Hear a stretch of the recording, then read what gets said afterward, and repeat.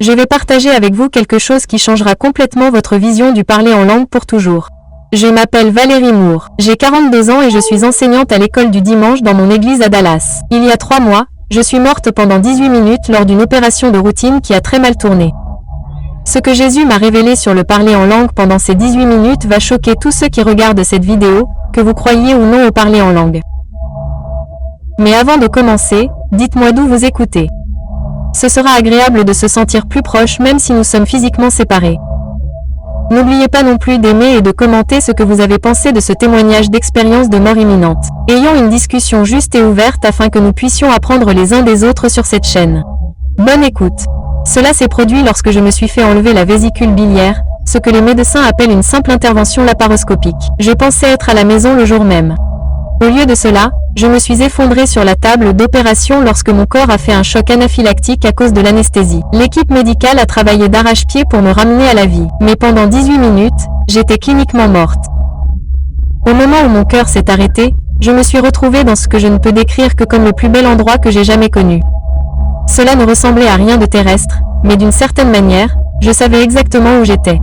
J'étais en présence de Jésus-Christ lui-même. Il m'est apparu non pas comme le montrent les peintures, mais comme un amour pur, une lumière pure, une paix pure. Lorsqu'il a parlé, ce n'était pas d'une voix audible, mais je l'ai clairement entendu dans mon esprit. Et la première chose qu'il m'a dite a été « Valérie, je veux te montrer quelque chose qui a semé la confusion chez mes enfants pendant bien trop longtemps. » Soudain, nous avons été transportés dans ce qui ressemblait à une vaste bibliothèque, mais au lieu de livres, il y avait des rouleaux et des tablettes de lumière. Jésus leur a fait un geste et a dit « Ils contiennent les vérités sur les dons que j'ai faits à mon Église. » Des vérités qui ont été déformées, mal comprises et même rejetées par beaucoup de mes fidèles. Il en sortit ce qui semblait être un rouleau de lumière brillante. Et tandis qu'il l'ouvrait, je pouvais voir des mots dans toutes les langues qui aient jamais existé défiler sur sa surface. Jésus a dit que cela concernait le don des langues que j'avais donné à mon Église. Et je veux que vous compreniez exactement ce que c'est et ce que ce n'est pas. Je dois vous dire que j'ai été élevée dans une confession qui enseignait le parler en langue et qui avait disparu avec les apôtres. Mon mari et moi avions même quitté des églises parce qu'elles pratiquaient le parler en langue. Nous pensions que c'était soit faux, soit démoniaque. Mais ce que Jésus allait me montrer allait complètement anéantir tout ce que je croyais. Jésus m'a regardée et m'a dit « Valérie, te souviens-tu quand tu étais petite fille et que tu avais des secrets avec ton père que vous étiez les seuls à partager? Des mots spéciaux, des jeux spéciaux, des façons spéciales de communiquer que personne d'autre ne comprenait. » J'ai hoché la tête, me rappelant que mon père et moi avions notre propre petit langage quand j'étais jeune. Ce que Jésus a dit, c'est ce que les langues sont censées être entre mes enfants et moi. C'est un langage intime du cœur, un moyen pour mon esprit de prier à travers toi quand ton esprit ne sait pas quoi prier. Puis il m'a montré quelque chose qui m'a absolument stupéfait. Je pouvais voir des croyants partout dans le monde, et certains d'entre eux priaient dans des langues que je n'avais jamais entendues. Mais ce que j'ai vu se produire dans le domaine spirituel était incroyable. Alors qu'ils priaient en langue, je pouvais voir les prières monter comme des flèches de lumière directement vers le trône de Dieu. Et je pouvais voir les démons fuir autour de ces personnes comme s'ils étaient brûlés par le feu. Jésus a expliqué, « Quand mes enfants prient en langue, ils prient des prières parfaites. Le Saint-Esprit prie à travers eux exactement ce qui doit être prié. L'ennemi ne peut pas le comprendre, ne peut pas l'intercepter et ne peut pas l'arrêter. » Il m'a montré une femme en Chine qui priait en langue pour son église persécutée. Dans le domaine spirituel, j'ai pu voir comment ces prières créaient un bouclier protecteur autour des croyants qui étaient sur le point d'être arrêtés. Un autre homme en Afrique priait en langue et j'ai vu ses prières ouvrir littéralement des portes à l'évangile dans son village. Mais Seigneur, ai-je dit, mon église m'a appris que les langues ont disparu lorsque la Bible a été achevée. Ils ont dit, quand le parfait viendra, les langues cesseront. Jésus sourit tristement et ouvrit une autre section du rouleau. Regardez attentivement ce que Paul a écrit aux Corinthiens.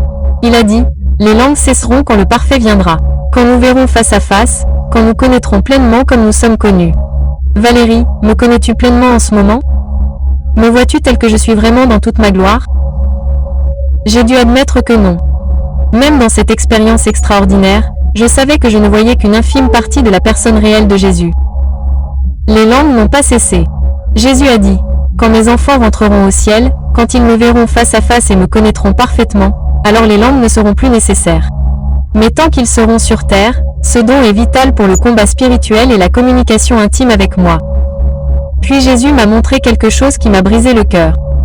Je pouvais voir des églises partout dans le monde où les pasteurs enseignaient contre les langues, où les croyants se moquaient de ceux qui parlaient en langue, où l'on disait aux gens qu'ils ne pouvaient pas être remplis du Saint-Esprit. Ces divisions m'attristent le cœur, a déclaré Jésus. Je n'ai jamais voulu que mes dons divisent mon peuple. Je voulais qu'ils construisent mon église et rapprochent mes enfants de moi. Il a ensuite expliqué quelque chose qui a complètement changé ma compréhension. Valérie, il existe différents types de langues, et c'est de là que vient une grande partie de la confusion. Jésus m'a montré 4 types distincts. D'abord, il m'a montré le jour de la Pentecôte. C'était le don des langues comme signe pour les incroyants. Mes disciples parlaient dans des langues humaines connues qu'ils n'avaient jamais apprises, et des gens de nombreuses nations entendaient l'Évangile dans leur propre langue. Cela arrive encore aujourd'hui lorsque j'ai besoin de faire connaître l'Évangile à quelqu'un dans sa propre langue. Puis il m'a montré des églises où quelqu'un parlait en langue et une autre personne interprétait. C'est le don des langues pour l'Église associée à l'interprétation. Cela a pour but d'édifier toute la congrégation afin de leur transmettre un message de ma part. Mais remarquez que Paul a dit que cela devrait être fait avec interprétation et que s'il n'y a pas d'interprète, la personne doit garder le silence. Le 3e type que Jésus m'a montré était celui des langues pour l'intercession. J'ai vu des croyants du monde entier prier en langue pour des situations dont ils ne savaient rien dans leur esprit naturel. Mais le Saint-Esprit intercédait à travers eux pour exactement ce qui devait être prié. Romains 8h26 dit « L'Esprit nous aide dans nos faiblesses, car nous ne savons pas ce qu'il convient de demander dans nos prières, mais l'Esprit lui-même intercède par des soupirs inexprimables. » Jésus a expliqué « Parfois, ces soupirs se présentent sous la forme de langues. » Puis Jésus m'a montré le 4e type. Et c'est là que j'ai été ému.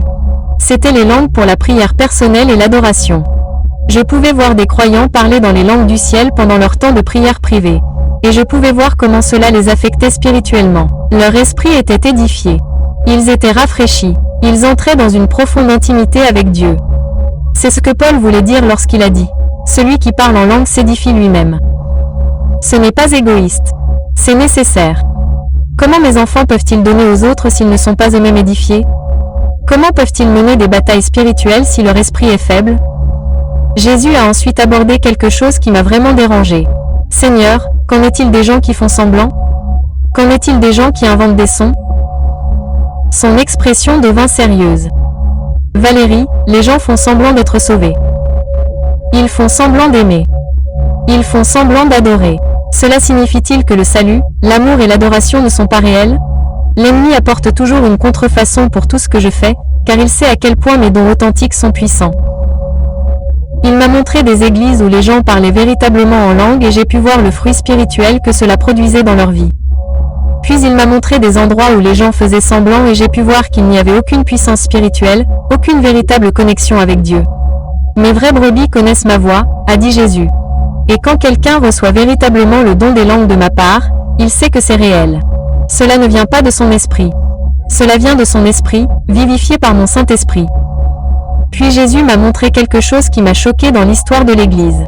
J'ai pu voir comment, au fil des siècles, chaque fois que Dieu voulait apporter un renouveau et un réveil spirituel, le don des langues se manifestait. Cela s'est produit avec l'Église primitive. Cela s'est produit lors de divers renouveaux à travers l'histoire. Et cela se produit maintenant dans de nombreuses parties du monde. L'ennemi combat ce don plus que tout autre, expliqua Jésus. Parce qu'il sait à quel point il est puissant. Quand mon peuple prie en langue, il prie des mystères. Il s'édifie spirituellement. Il s'engage dans une guerre qu'il ne peut ni comprendre ni arrêter. J'ai interrogé Jésus sur toute la controverse et la division autour des langues. Sa réponse fut profonde. Valérie, le problème n'est pas le don. C'est la façon dont les gens gèrent ce don. Certains en font la chose la plus importante au lieu de me considérer comme la chose la plus importante.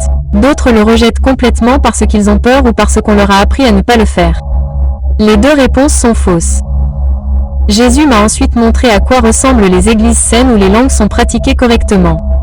Je pouvais voir des croyants qui avaient le don l'exercer dans leur temps de prière privée, s'édifiant spirituellement.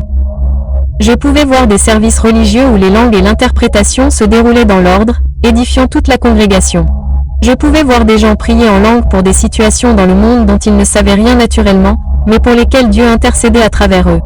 C'est ainsi que je voulais que cela fonctionne. Jésus a dit, non pas pour créer des divisions, mais pour créer de la puissance, non pas pour rendre les gens fiers, mais pour les rendre humbles, car ils réaliseront qu'ils ont besoin de mon esprit pour prier efficacement. Puis Jésus a abordé un point qui m'avait toujours troublé. Pourquoi certaines personnes parlent en langue et d'autres non? Valérie, j'offre des dons différents à différentes personnes. Non pas parce que j'aime certaines personnes plus que d'autres, mais parce que mon corps est composé de nombreuses parties. J'en appelle certaines pour être des enseignants, d'autres pour être des évangélistes, d'autres pour faire des miracles, d'autres pour avoir la foi pour guérir. Tout le monde ne parle pas en langue, tout comme tout le monde n'enseigne pas ou ne fait pas de miracles. Mais il a ensuite dit quelque chose qui m'a surpris. Cependant, n'importe qui peut me demander n'importe quel don et si c'est dans son intérêt et dans le mien, je le lui donnerai. Le problème, c'est que beaucoup de gens ne demandent pas parce qu'ils ne croient pas ou parce qu'ils le demandent avec de mauvaises motivations. Jésus m'a montré des personnes qui voulaient désespérément parler en langue, mais on leur avait dit qu'elles ne le pouvaient pas, et j'ai pu voir la tristesse dans ses yeux. Je veux offrir de bons cadeaux à mes enfants, mais l'orgueil, l'incrédulité et le manque de pardon les empêchent souvent de les recevoir. Il m'a également montré des personnes qui parlaient en langue mais méprisaient celles qui ne le faisaient pas, et là encore, j'ai pu voir sa tristesse. Les dons sont destinés à servir les autres, pas à créer un orgueil spirituel. Puis Jésus a commencé à m'enseigner les avantages pratiques des langues. Et cette partie m'a absolument stupéfait. Lorsque quelqu'un prie en langue, Jésus m'a expliqué que plusieurs choses se produisent. Premièrement, son esprit communique directement avec moi, contournant son esprit naturel avec toutes ses limitations et ses peurs. Deuxièmement, il prie des prières parfaites parce que mon esprit prie à travers lui. Troisièmement, il se construit spirituellement. C'est comme un exercice spirituel qui le rend plus fort. Il m'a montré des croyants qui priaient régulièrement en langue, et j'ai pu voir à quel point ils étaient plus forts spirituellement que ceux qui ne le faisaient pas. Ils avaient plus de discernement, plus de foi, plus de puissance dans le combat spirituel. Quatrièmement, Jésus a poursuivi. Lorsqu'ils prient en langue, ils reçoivent souvent des révélations et des directives qu'ils n'auraient pas autrement, car leur esprit devient plus calme et plus sensible à ma voix. Jésus m'a montré un homme qui priait en langue au sujet d'une décision commerciale. Il ne savait pas quoi faire naturellement. Mais tandis qu'il priait en langue, j'ai pu voir comment le Saint-Esprit téléchargeait la sagesse et la direction dans son esprit. Plus tard, lorsqu'il a cessé de prier en langue, cette sagesse a fait surface dans son esprit sous la forme de ses propres pensées. Mais elle venait en réalité de Dieu. C'est ce qu'Ésaïe voulait dire lorsqu'il a déclaré. Car c'est par des lèvres balbutiantes et une langue étrangère qu'il parlera à ce peuple, auquel il a dit. Voici le repos par lequel vous accorderez du repos à celui qui est fatigué, et voici le rafraîchissement, a expliqué Jésus. Puis Jésus a abordé un sujet qui m'a vraiment préoccupé. J'avais vu des églises où les choses devenaient chaotiques et désordonnées. Paul a abordé ce sujet dans 1 Corinthiens 14. Jésus a dit qu'il n'essayait pas d'arrêter les langues. Il essayait de mettre de l'ordre dans la manière dont elles étaient utilisées. Lors d'une réunion d'église, tout doit être fait pour l'édification, dans l'ordre et avec interprétation lorsque quelqu'un parle en langue en public. Jésus m'a montré la différence entre les langues privées et les langues publiques. Les langues privées sont entre l'individu et Dieu et peuvent être faites n'importe quand et n'importe où. Les langues publiques sont destinées à édifier toute l'Église et doivent toujours être interprétées. Le problème survient lorsque les gens ne comprennent pas cette distinction. Jésus a dit qu'il pense soit que toutes les langues devraient être publiques, ce qui crée le chaos, soit qu'elle pense que toutes les langues devraient être privées, ce qui limite ma capacité à parler à toute l'Église par ce don. Puis Jésus m'a montré quelque chose sur la guerre spirituelle qui a complètement changé ma perspective. Je pouvais voir le royaume spirituel sur la terre et il y avait une bataille massive en cours. Mais lorsque les croyants priaient en langue, c'était comme avoir des armes secrètes que l'ennemi ne pouvait ni détecter ni contrer. C'est pourquoi l'ennemi combat ce don avec tant d'acharnement. Jésus a dit, « Quand mon peuple prie en langue, il prie pour des stratégies et des solutions que l'ennemi ne peut pas comprendre. Il libère une puissance spirituelle qu'il ne peut pas arrêter. Il renforce son esprit de manière à en faire de plus forts guerriers. » Jésus m'a montré une femme qui priait en langue pour son fils adolescent rebelle. Dans le domaine spirituel, je pouvais voir ses prières comme des flèches de lumière, brisant les forteresses démoniaques autour du garçon. Elle ne savait pas exactement pourquoi prier, mais le Saint-Esprit priait à travers elle pour dire exactement ce qui devait être prié. Elle a essayé de prier en anglais pour son fils, a expliqué Jésus, mais ses émotions et ses peurs l'ont empêché. Quand elle prie en langue, mon esprit peut intercéder à travers elle sans les limites de sa compréhension naturelle. Puis Jésus a parlé de ce qui arrive lorsque les gens ont peur des langues ou pensent que c'est démoniaque. Valérie, je ne suis pas l'auteur de la confusion ou de la peur. Si quelqu'un me demande le Saint-Esprit, je ne lui donnerai pas un esprit démoniaque. Le problème, c'est quand les gens ne le font pas. Éprouver les esprits, lorsqu'ils acceptent quelque chose de surnaturel sans discernement.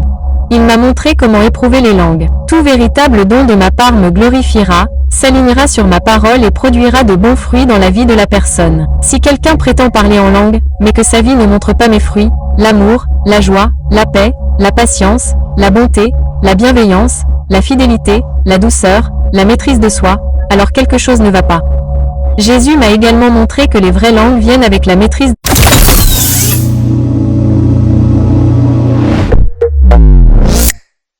de soi. Mon esprit produit la maîtrise de soi, pas le chaos. Quelqu'un qui parle vraiment en langue peut commencer et s'arrêter à volonté. Il ne perd pas le contrôle, ne se lance pas dans des transes et n'agit pas bizarrement. Puis Jésus a commencé à aborder certaines des controverses spécifiques que j'avais entendues au sujet des langues. Certaines personnes disent qu'il faut parler en langue pour être sauvé, a dit Jésus avec tristesse. Cela m'attriste parce que cela met l'accent sur un don plutôt que sur moi. Le salut vient par la foi en moi et en ce que j'ai fait sur la croix, et non par un don ou une œuvre. Il m'a montré des gens qui parlaient en langue, mais non, n'étaient jamais vraiment nés de nouveau et des personnes qui étaient véritablement sauvées mais n'avaient jamais parlé en langue. Le don ne sauve personne. Je sauve les gens et ensuite je leur offre des dons pour les aider à me servir et à se rapprocher de moi. Jésus a également abordé l'enseignement selon lequel il faut parler en langue pour être rempli du Saint-Esprit. Être rempli de mon esprit est une question d'abandon et d'obéissance, et non de don particulier. Quelqu'un peut être complètement rempli de mon esprit et ne jamais parler en langue. Et quelqu'un peut parler en langue mais ne pas être rempli de mon esprit s'il vit dans la rébellion. Mais Jésus a ensuite dit quelque chose qui m'a surpris. Cependant, les langues sont souvent une porte d'entrée vers une expérience plus profonde avec mon esprit. Quand quelqu'un reçoit ce don et l'utilise correctement, cela l'ouvre souvent à davantage de ma présence et de ma puissance dans sa vie. Puis Jésus a abordé l'enseignement cessationniste selon lequel les langues ont cessé avec les apôtres. Valérie, où dans ma parole ai-je dit que les dons cesseraient avant mon retour? Paul a dit que les langues cesseraient lorsque la perfection viendra, lorsque nous verrons face à face. Montrez-moi une seule personne sur terre qui me voit face à face, visage et me connaît parfaitement comme je les connais. Jésus ouvrit à nouveau le rouleau de lumière et me montra passage après passage que les dons spirituels étaient destinés à toute l'ère de l'Église. Ces dons ne sont pas réservés aux apôtres ou au premier siècle. Ils sont destinés à mon Église jusqu'à mon retour. Il m'a montré des croyants à travers l'histoire qui parlaient en langue, pas seulement dans les mouvements pentecôtistes modernes, mais à travers les siècles. Le don n'a jamais disparu, mais il a parfois été refoulé dans la clandestinité par des chefs religieux qui ne le comprenaient pas ou en avaient peur. Puis Jésus m'a montré quelque chose qui m'a brisé le cœur. Je pouvais voir des pasteurs et des responsables d'église qui enseignaient contre les langues. Et je pouvais voir comment leurs enseignements empêchaient les gens de recevoir ce don qui pouvait les aider énormément dans leur vie spirituelle. Ces dirigeants étaient bien intentionnés, a dit Jésus. Mais ils laissent la peur et la tradition prendre le pas sur ma parole. Ils m'enlèvent quelque chose que je voulais donner à mon peuple. Mais ensuite, Jésus m'a montré l'autre extrême. Des églises où l'on accordait trop d'importance aux langues, au point que les gens se concentraient davantage sur le don que sur lui. Ces deux extrêmes m'attristent. Jésus a dit, le don devrait orienter les gens vers moi, et non devenir une fin en soi. Jésus a ensuite commencé à m'enseigner des choses pratiques sur le fonctionnement des langues. Quand quelqu'un reçoit ce don pour la première fois, cela commence souvent par quelques syllabes ou sons. Au fur et à mesure qu'il avance dans la foi et l'utilise, il se développe et grandit. C'est comme apprendre n'importe quelle langue. On commence par des mots simples et on grandit jusqu'à la maîtrise. Il m'a montré des personnes qui venaient de recevoir le don et qui avaient peur de l'utiliser parce que cela leur semblait étrange. Dites-leur de ne pas s'inquiéter de la façon dont cela sonne. Jésus a dit, ce n'est pas censé ressembler à leur langue naturelle. C'est une langue spirituelle. Jésus a également abordé un sujet qui a troublé de nombreuses personnes. Pourquoi les langues ressemblent-elles parfois à du charabia? Pour l'oreille humaine, cela peut sembler du charabia, mais dans le domaine spirituel, c'est une communication significative.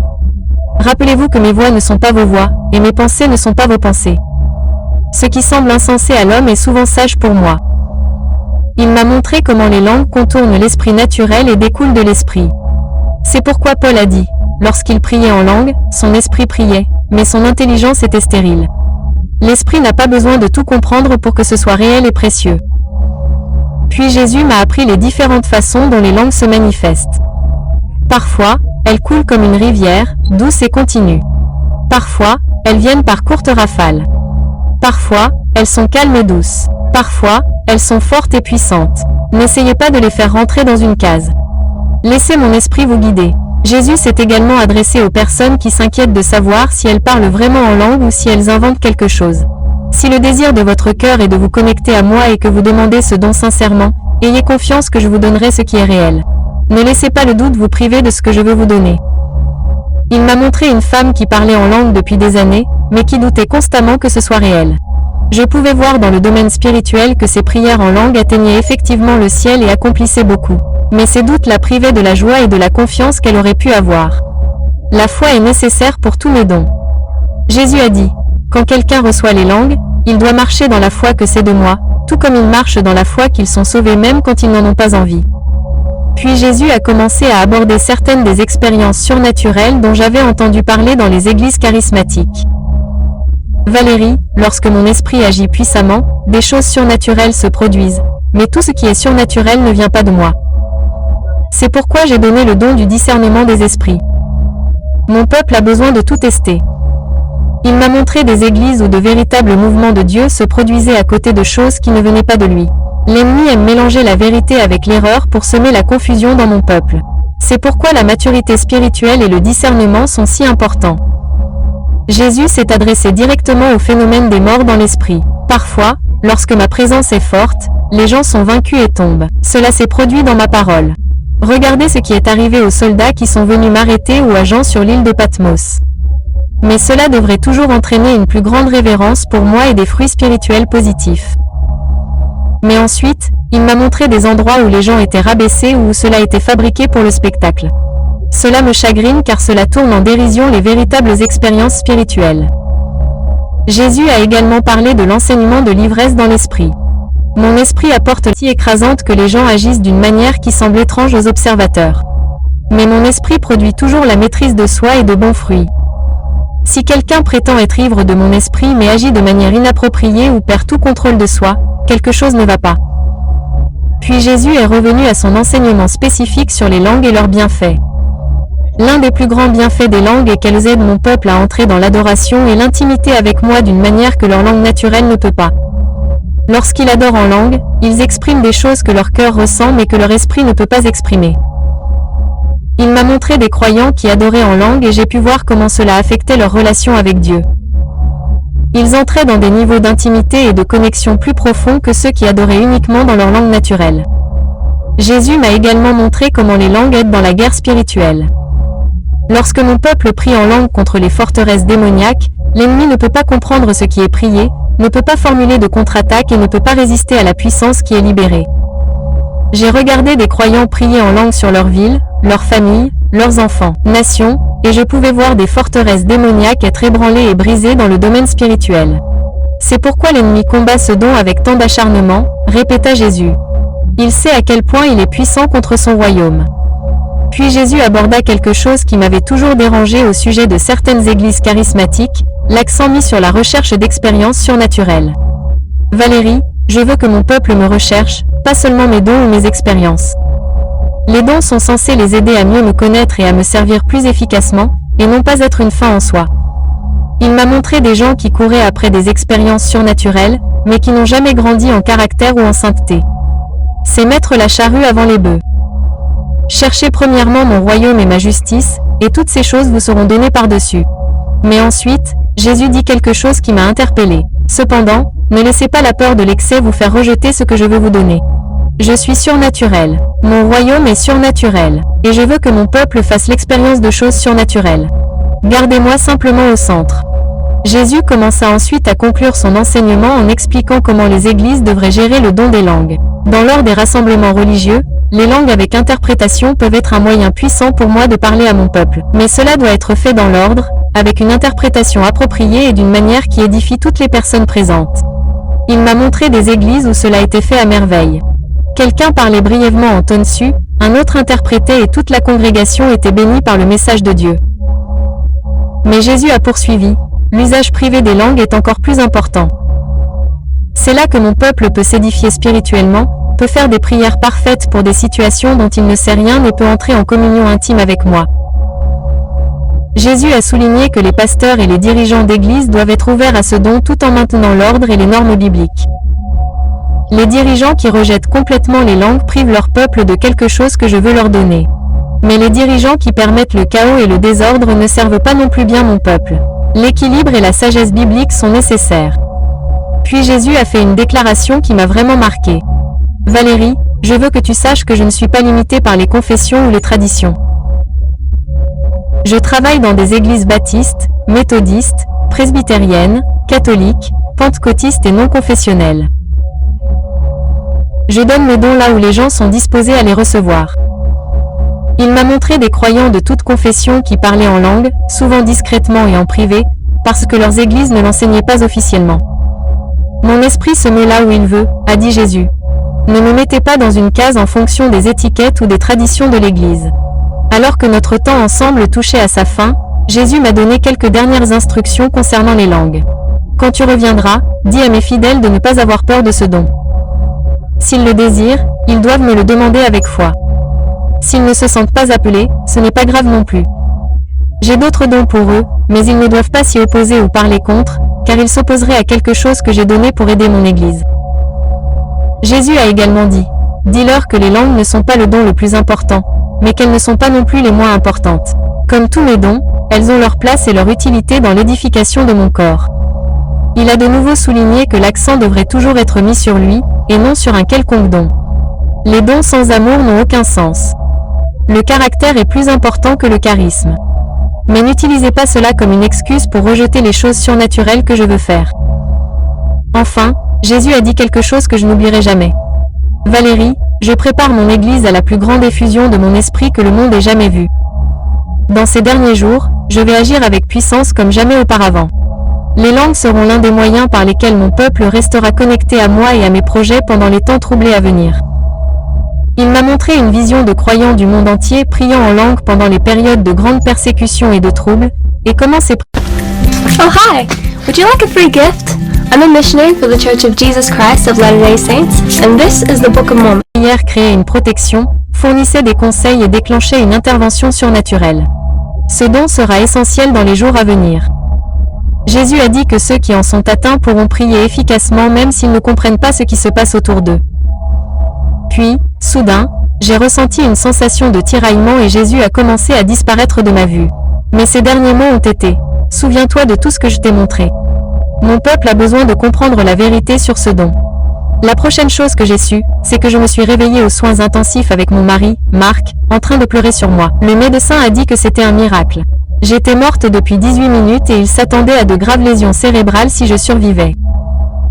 Mais j'étais là, complètement normale avec une expérience incroyable à partager. Quand j'ai raconté à Marc ce qui s'était passé, il était d'abord sceptique. On nous avait tous les deux appris à ne pas parler en langue toute notre vie. Mais en partageant tout ce que Jésus m'avait montré et en étudiant les Écritures ensemble, nous avons tous les deux réalisé que nous nous étions trompés. 3 semaines après mon expérience, alors que je priais seule dans ma chambre, j'ai commencé à parler en langue pour la première fois de ma vie.